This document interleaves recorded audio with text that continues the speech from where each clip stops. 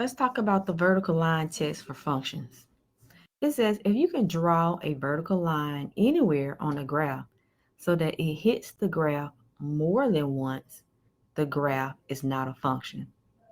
The key word is anywhere. If you can draw a vertical line anywhere on a graph so that it hits the graph more than once, the graph is not a function. So what's the opposite of that? Well, if you're able to draw a vertical line anywhere and it only hits once, then it is a function, right? So let's try it out. For example, let's draw a line. And even if you look at the y-axis here, that's a vertical line. So that you can see that you can draw a vertical line through this first graph here, and it is a function. What about this one? Again, that y-axis is a vertical line, but hey, let's just draw a imaginary dotted vertical line. It only hits that once, so this is a function. However, if you notice, if we draw a vertical line here or here, it's going to hit it more than once, right? So not a function.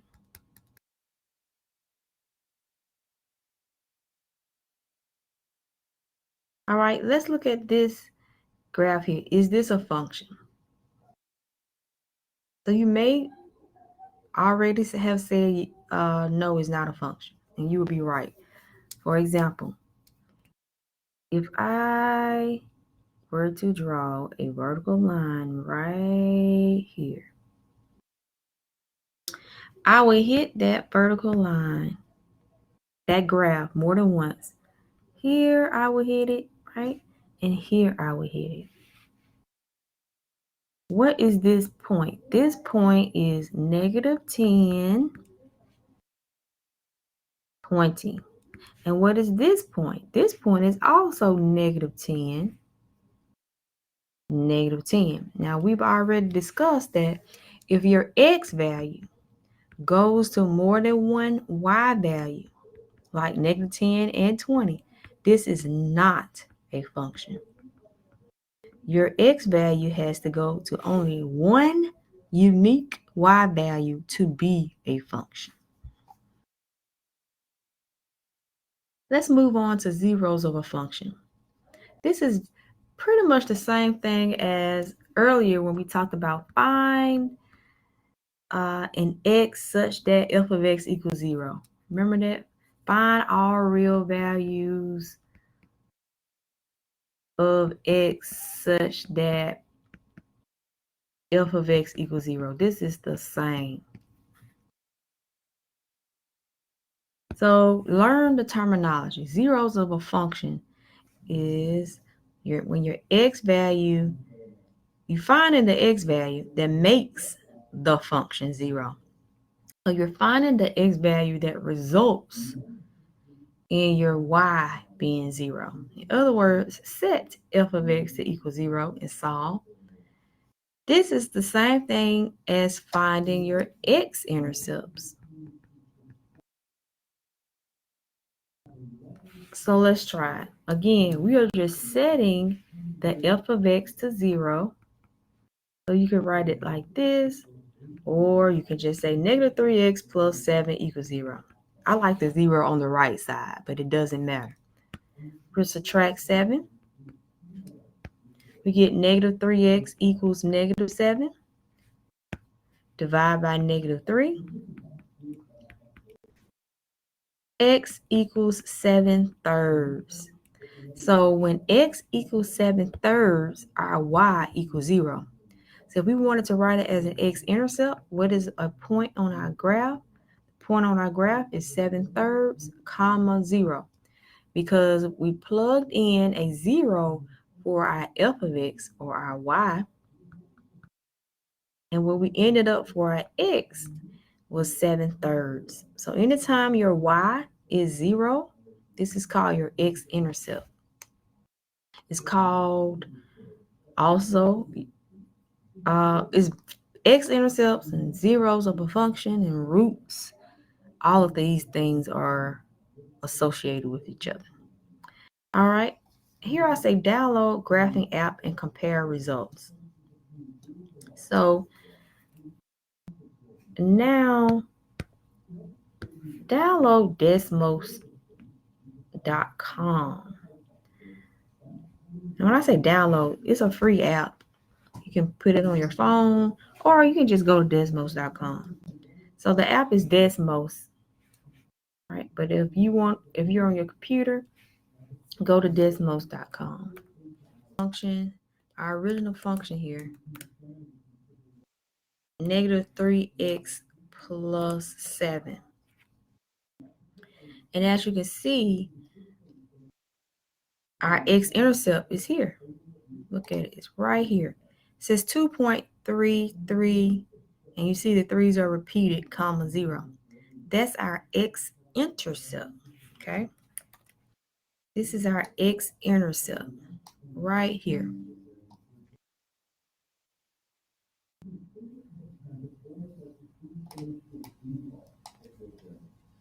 X-intercept. So the x-intercept, notice, crosses the x-axis. So what about the y-intercept? If I threw in the y-intercept, guess what? It crosses the x-intercept crosses the x-axis. The y-intercept crosses the y-axis in 1/3. And what is 2 and 1/3? That is 2.3 repeated, right? This is your x-intercept. And this is your y-intercept. So your y-intercept is when your x is a 0 and you find out what your y is. And when we're trying to find an x-intercept, that's when your y is a 0 and we're trying to find out what the x is. So it's opposite of what you think you're supposed to do to find both. But you plugging in 0 for something nonetheless. All right, let's move on to the next one. Example, f of x equals 1/2 x cubed minus x. This is not linear anymore. Above, the earlier we had a linear function. The degree is 1. The degree is the highest exponent.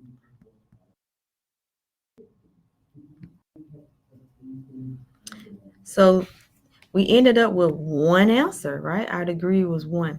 Now we have a degree of 3. So more than likely, how many answers will we have for this one? Let's see what we end up with.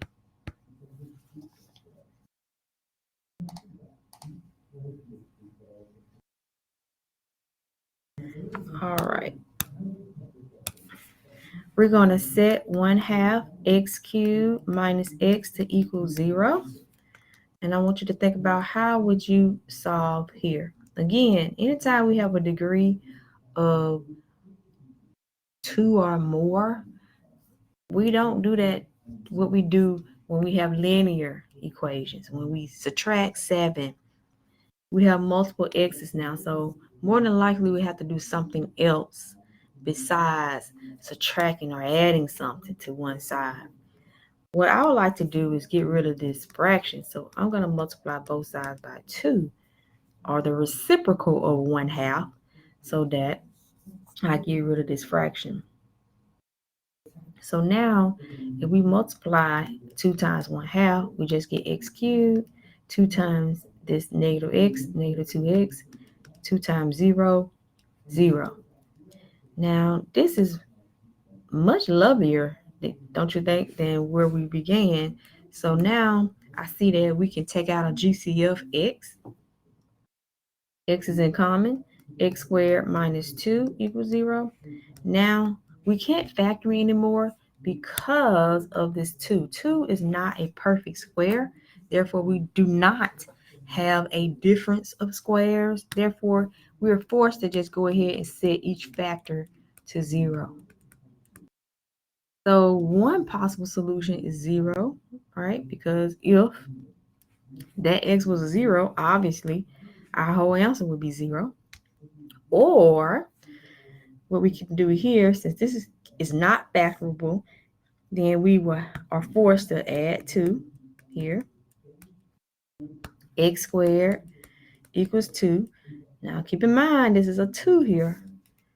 All right, so when we do the inverse of squaring, which is the square root, don't forget that we have two answers for just this part. So our answers are, so solutions are, we have three in all, right? We have negative square root 2, we have 0, and we have a positive square root 2. Let's move on to the next one.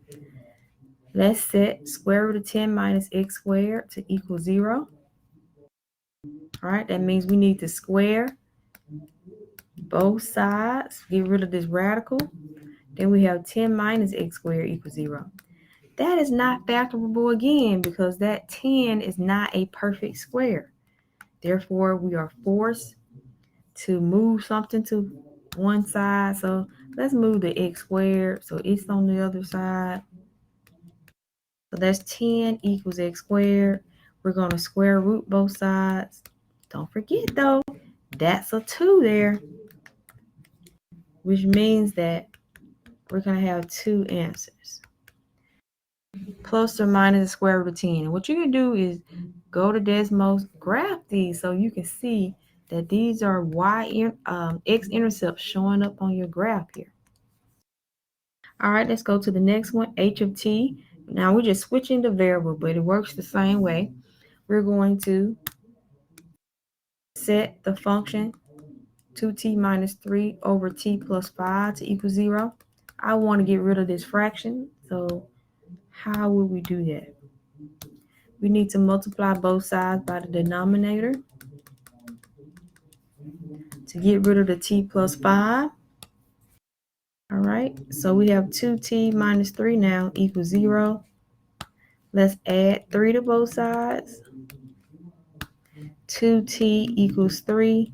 Divide by 2t equals 3 halves.